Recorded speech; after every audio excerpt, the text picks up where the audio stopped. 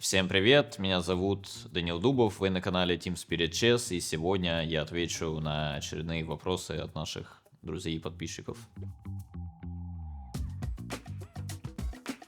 Ну, выигрывать на любом уровне, кроме профессионального, без глубоких дебютных знаний можно. На профессиональном трудно, и я, в общем, рад бы полагаться на что-то еще, но просто трудно без дебютных знаний что сделать. Но это скучная довольно и грустная часть игры, и вообще часть, как бы, работы шахматного профессионала. Но неотъемлемая, к сожалению. Учить приходится много, смотреть приходится много разных дебютов. Это не всегда очень весело, мягко говоря.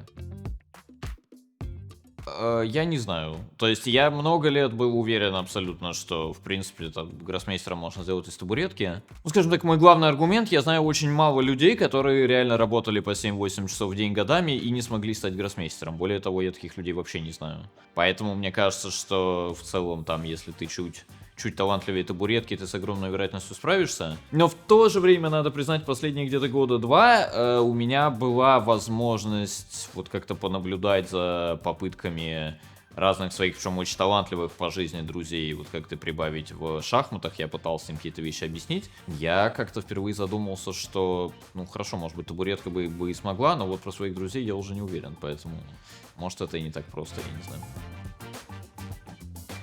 Да это всего понемножку, наверное, но...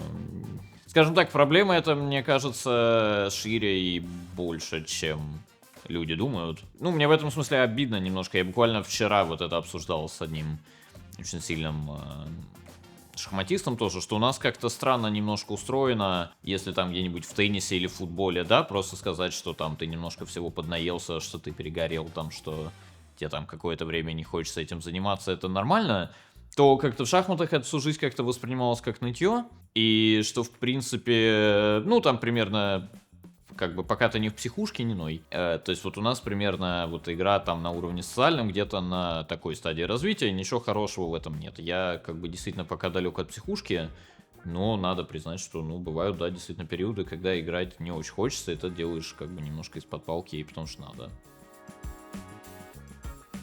Илью Левитова мне не стыдно читать, например, если это про шахматы. Ну все. В общем, у меня нет любимых блогеров. Я просто читаю какие-то каналы в Телеграме. То есть сейчас как-то... Я не знаю, там у каждой собаки есть телеграм-канал, там у каждой кошки есть подкаст.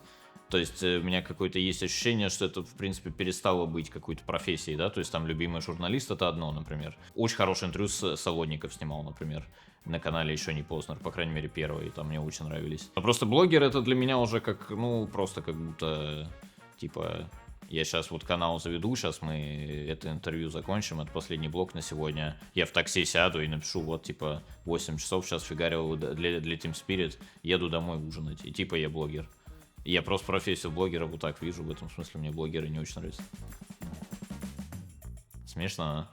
Ну, если серьезно, я правда, то есть вот это вот всю жизнь со мной, я не настаиваю на том, что я прав, но я действительно, я не понимаю часто людей, я им искренне завидую вот белой завистью, что типа что-то случилось, и там кто-то где-то что-то пишет. Вот для меня это как примерно на заборе написать. Я, может, тоже что-то думаю, но просто, я не знаю, если меня никто не спрашивает, для меня как-то странно. То есть, ну, просто непонятно, если меня спросят, я скажу, или там высказаться на какую-то злободневную тему тоже. Не то, что что-то скрываешь, но просто люди именно по собственной инициативе, их никто не спрашивает.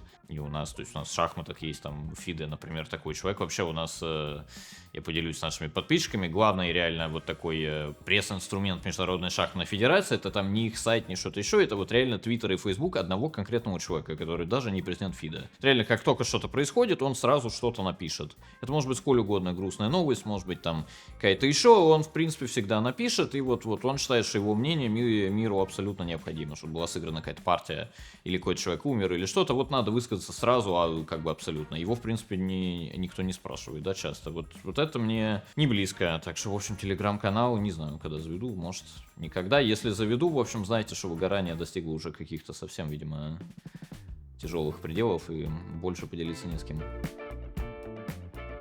Нет.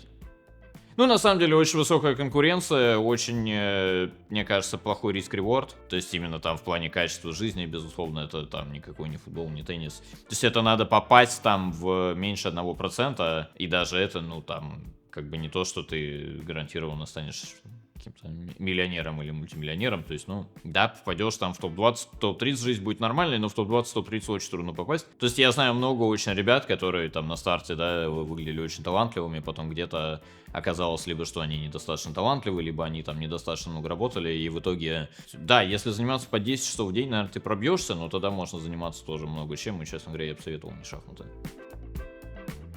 Играю, я много лет не играл вообще, у меня какой-то прорыв случился в ковид. Я решил посмотреть вообще, как дела. Меня очень удивило, что где-то с 2002-2003 года графика продвинулась. Я был очень озадачен, я там посмотрел какие-то трейлеры игр, я был уверен вообще, что это фильмы.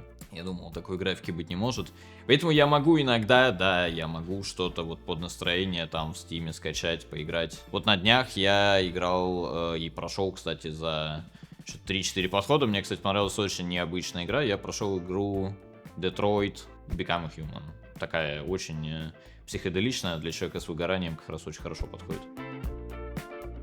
Не, ну объективно шахматы очень сильно отстают от мира. Там понятно, что классика, там условно классические шахматы, там это тоже это какой-то фетиш, там уже все меньшего и меньшего количества людей. И вот они говорят, что они на самом деле хранители традиции. Они говорят, что там мы все там говорим, что надо играть в быстрые шахматы и блиц, потому что, о господи боже мой, потому что Дубову это выгодно, там, потому что вот он в эту игру лучше играет, он всегда будет плохо говорить про классику. И вот по странному совпадению почему-то абсолютно все люди такие же, как Дубов, и все так говорят. И только вот эти там 10-20 человек знают, что на самом деле нужно шахматам, не играя в них примерно слишком хорошо. Ну, я не... То есть у нас объективно игра такая, как бы немножко, как бы ретроградов и там в некотором роде джентльменов, да, но в принципе за темпом мира шахматы, мне кажется, не успевают. Ну, дай бог, это когда-нибудь изменится, но, честно говоря, я не вижу к этому реальных предпосылок. То есть у тебя все виды спорта там шагают вперед, как-то развиваются. Пожалуй, матч на первенство мира, там одна партия идет 8 часов.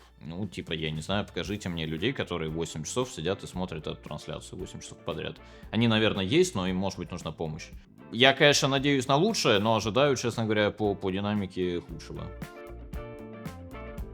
Ну, в среднем, ну, турниры в классику бывают разные, как бы большинство из них не очень интересные, поэтому 50 подтягиваний на турнике не воспринимается как наказание, в отличие от турниров в классику периодически, поэтому чаще, наверное, 50 подтягиваний, но если турнир интересный, то с удовольствием сыграем турнир.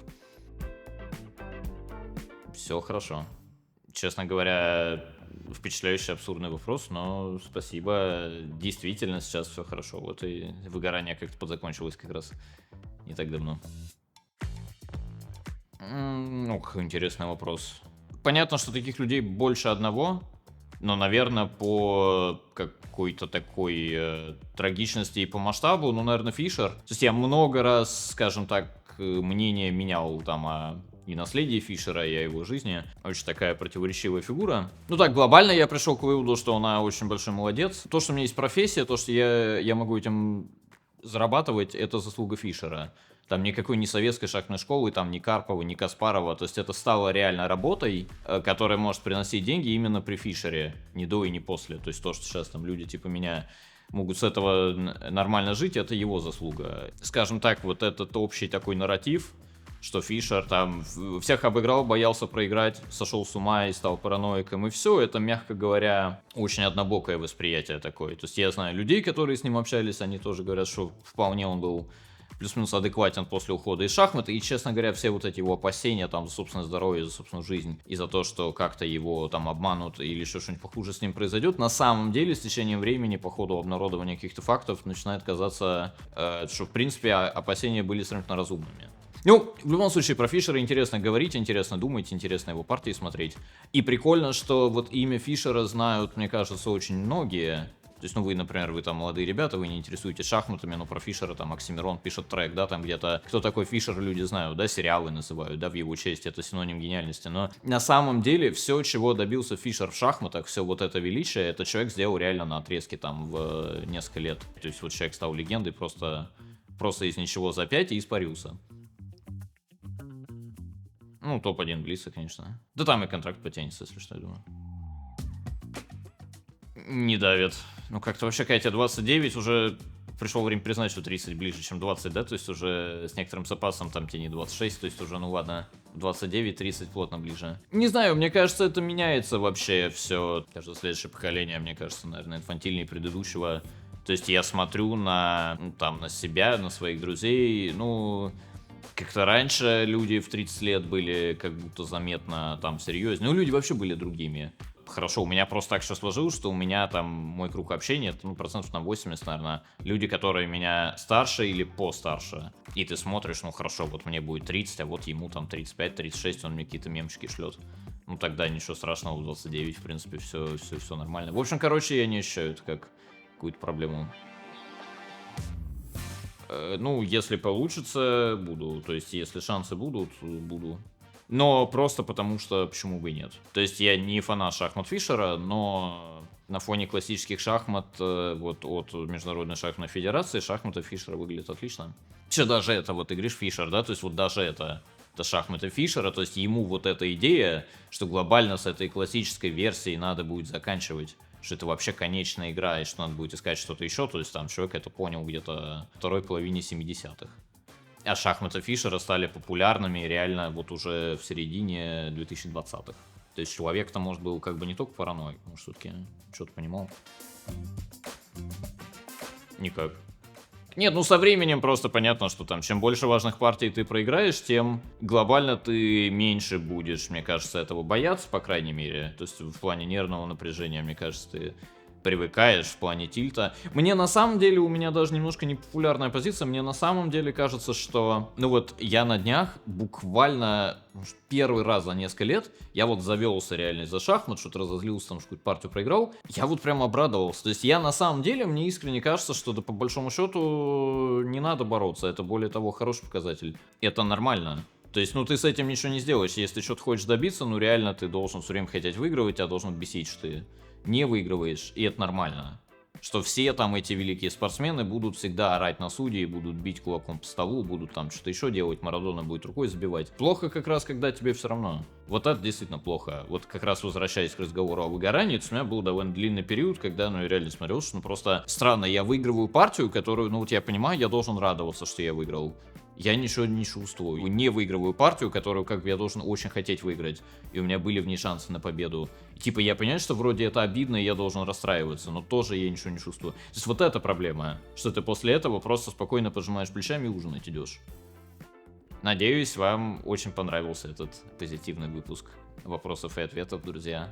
Болейте за Team Spirit, болейте за меня, и до новых встреч.